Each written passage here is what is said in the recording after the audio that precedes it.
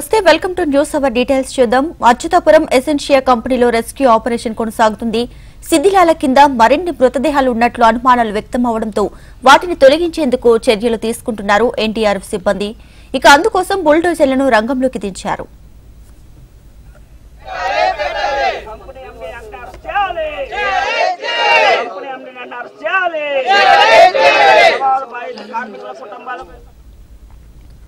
మరోవైపు రియాక్టర్ పేలుడు ఘటనలో మృతుల సంఖ్య అంతకంతకు పెరుగుతుంది. పేలుడు ధాటికి భవనం ధ్వంసమవ్వడం, సహాయక చర్యలకు ఆలస్యం కావడంతో చిక్కుకున్న కార్మికులు ప్రాణాలు కోల్పోయారు. పేలుడు సమయంలో అక్కడే మరణించిన కార్మికుల మృతదేహాలు ఛిద్రమైపోయాయి. ఇప్పటి వరకు ఈ ఘటనలో 18 మంది మృతి చెందినట్లు తెలుస్తుంది. శిథిలాలను తొలగించాక ఈ సంఖ్య మరింత పెరిగే అవకాశాలున్నాయి.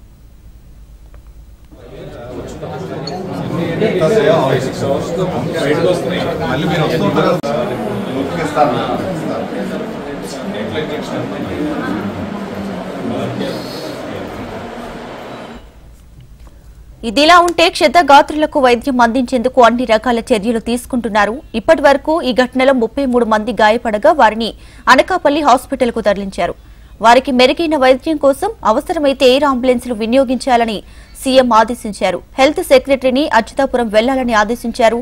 మృతుల సంఖ్య క్రమంగా పెరుగుతుండటంతో అచ్యుతాపురానికి హుటాహుటిన బయలుదేరారు హోంమంత్రి అనిత.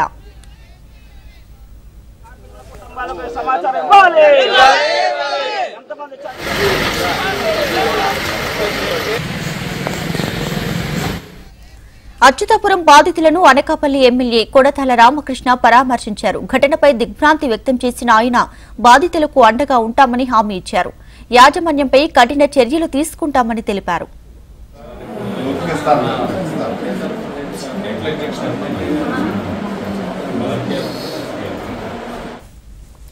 ఇక అచ్యుతాపురంలో ఘటనా స్థలిని ఇవాళ సీఎం చంద్రబాబు పరిశీలించనున్నారు. సెజ్కు వెళ్లనున్న సీఎం అక్కడ ప్రమాద వివరాలను అడిగి తెలుసుకోనున్నారు. అనంతరం బాధితులను పరామర్శిస్తారు. మరోవైపు ఈ ఘటనపై డిప్యూటీ సీఎం పవన్ కళ్యాణ్ దిగ్భ్రాంతి వ్యక్తం చేశారు. మృతుల కుటుంబాలకు సానుభూతి తెలిపారు. బాధితులకు ప్రభుత్వం అండగా ఉంటుందని, క్షతగాత్రులకు మెరుగైన వైద్యం అందేలా చూస్తామని తెలిపారు. ఎవరు ఇంకా మాట్లాడలేదండి. మా అబ్బాయిని మాకు ఇచ్చేస్తే చాలు, పోనీ కనీసం బాగోపోతే ఎక్కడున్నాడో చెప్తే చూసుకుంటాం. మా అబ్బాయిని మాకు చూపించాలి, మా అబ్బాయిని మాకు ఇవ్వాలి, మేము తీసుకొని వెళ్ళిపోతాం. మా అబ్బాయిని ఏమి సమాచారం లేదు, అందుకే మా బాధ అంతా. ఎవరు మాట్లాడలేదు. మా అబ్బాయికి ఫోన్ చేసినా ఎత్తలేదు. తెలిసిన వాళ్ళందరికీ చేస్తున్నాం, ఎవరు ఫోన్లు ఎత్తలేదు. ఎవరు ఏ స్థితిలో ఉన్నారో తెలియదు మాకు. మీ అబ్బాయి బాగున్నాడు, మీ అబ్బాయి సేఫ్గా ఉన్నాడన్న కొంత ధైర్యం వస్తుందండి. ఇప్పుడు వెళ్ళిపోమంటే ఎలాగ వెళ్ళిపోతుంటే నా కొడుకు లేకుండా నేను ఏం చేయాలి? ఇంటికి వెళ్ళి ఒక్క నిమిషం లేట్ అయితే నేను ఉండలేను. 10 ఫోన్లు చేస్తూ ఉంటాను. అలాగా అలాడదాన్ని ఇప్పుడు వచ్చి నా కొడుకు ఇన్ఫర్మేషన్ చేయలేదంటే నేను ఎలా ఉండాలి?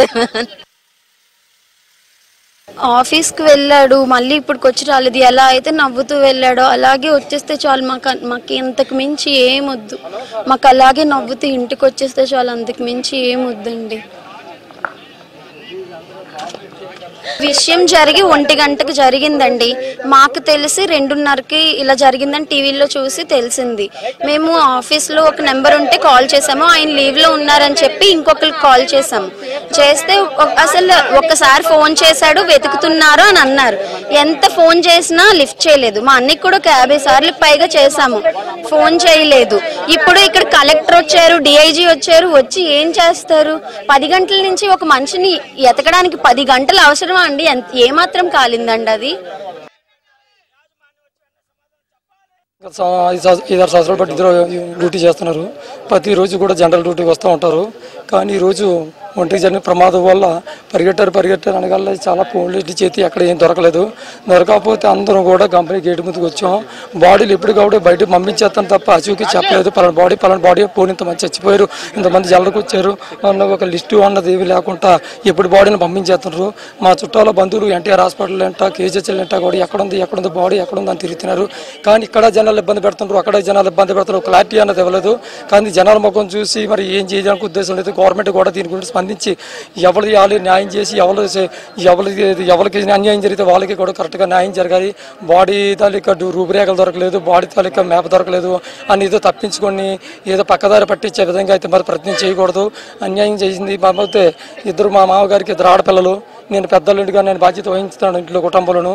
కాకపోతే ఉన్న వాళ్ళిద్దరు కూడా ఆడలు, మా ఇద్దరికి పెళ్ళి అయిపోయినాయి. మా అత్తగారు మా మామగారు కూడా ఈ జీవనోపాధమైన మేము బతుకుతున్నారు. కానీ తక్షణమే దీని మన చనిపోయిన విధంగా మాకు ఎమర్జెన్సీగా రిపోర్టు కూడా ఇచ్చారు. రిపోర్టులకు మా ఊడిని కూడా పంపించాం. అక్కడ కూడా ఏ సన్యాసం పైడి తల్లి అనే పేరు చచ్చిపోయినట్టుగానే హెచ్ఆర్ డిపార్ట్మెంట్లో కంప్యూటర్లో కూడా ఆవిడ చూడడం జరిగింది మా ఊడిల్లి. కానీ దీన్ని మాత్రం చనిపోయిన లిస్టు తర్జన చేయకుండా న్యాయం జరిగే విధంగా మాత్రం ఇక్కడ సిబ్బంది అంతా కూడా మన పోలీస్ డిపార్ట్మెంట్ ఏంటి, మన మీడియా డిపార్ట్మెంట్ అంతా కూడా సహకరించి దీని మీద ఎంతమంది చనిపోయారు, బాడీలు రూపురేఖలు దొరికినా దొరకకపోయినా ఎంతమంది డ్యూటీకి వచ్చారు, ఎంతమంది లోపల చనిపోయారు అన్న దానికి క్లారిటీ ఇచ్చి దీన్ని తగిన న్యాయం చేయి కుటుంబాలందరికీ కూడా న్యాయం చేయమని కోరుకుంటున్నాం. కాకపోతే ఇక్కడ ఎంతమంది ఉన్నారు కానీ ఇచ్చి ఇక్కడ ఏడుచి కళ్ళు నీళ్ళు తెచ్చుకొని అంతా ఏడవలసి వస్తుంది. కానీ ఇంకా అమ్మ మీ బాడీ ఇక్కడ చనిపోయింది వాళ్ళందరూ పంపించాం, మీరు అక్కడ రేపు వెళ్ళండి, ఏదైనా న్యాయం జరుగుతుందా కానీ అన్నవాళ్ళు లేరు. మా మొక్కలు గేట్లు తలుపు వేసేస్తున్నారు తప్ప ఇక్కడ ఏమి జరగలేదు. దీని మన న్యాయం జరగాలని కోరుతున్నాను. తర్వాత ఇదంతా ఐడెంటిఫికేషన్ కనీసం ఆయన ఎక్కడ ఉన్నాడు అంటే బతుకుంటే ఇది ఇప్పుడు నేను ఇవన్నీ పూర్తి వివరాలు ఉంటే నేను ఏదైనా కరెక్ట్ గా మాట్లాడగలను. చెప్తాను, ఎందుకు చెప్పాను, నేను ఎందుకు అక్కడ నుండి వచ్చాను.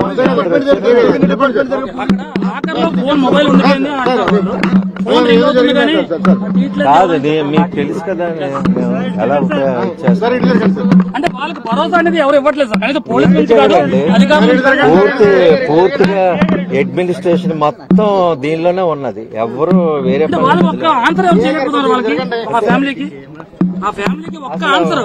అదంతా జరిగితే ఎందుకు ఆన్సర్ చేయకుండా ఇది ఎలాగవుతుంది? రెస్పాన్సిబిలిటీ. ఎఫ్ఐఆర్ కట్టామంటే